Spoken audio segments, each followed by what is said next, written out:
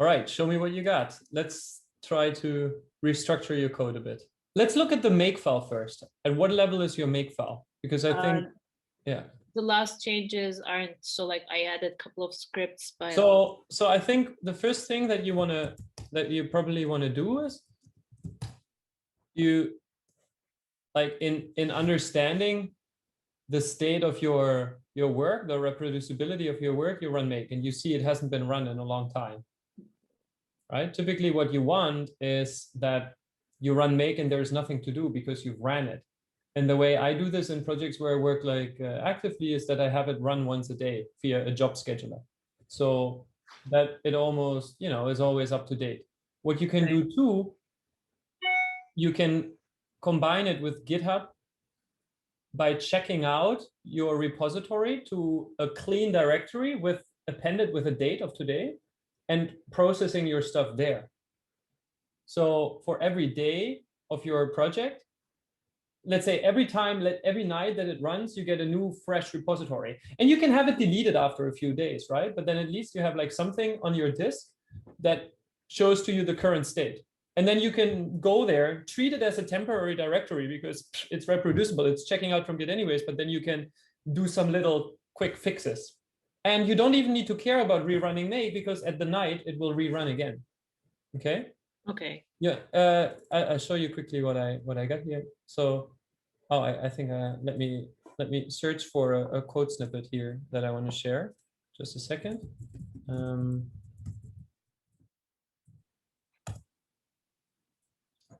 me see. So I'm pasting some code for like a job script to run make overnight. Okay, run nightly jobs, and I'm .bot. This is a bot file, and you could just like make this run, and the code is something like this. Okay, so I mean you have to adapt it, right? It's the StreamHack project with George, but you can adapt it to work. I think you can read this code, right?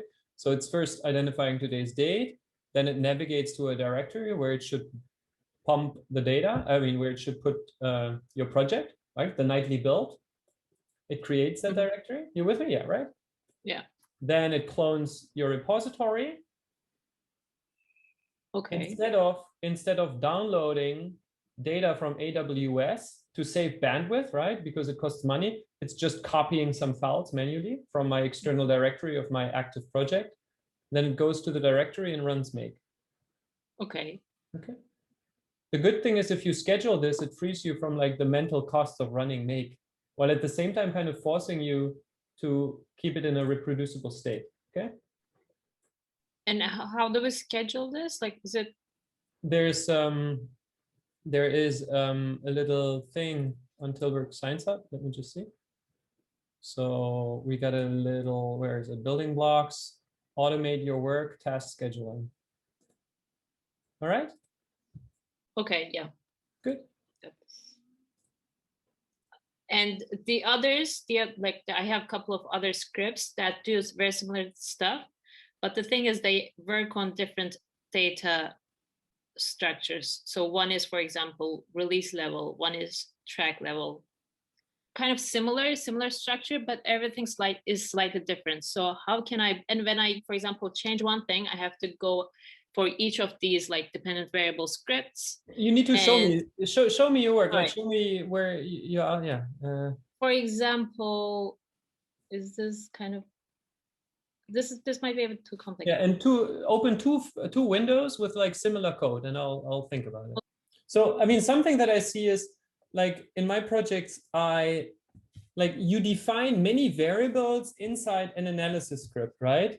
While many of these variables you can probably create in your preclean file or like in a file which follows preclean, which does some labeling. Right. Like a little file that only does the labeling.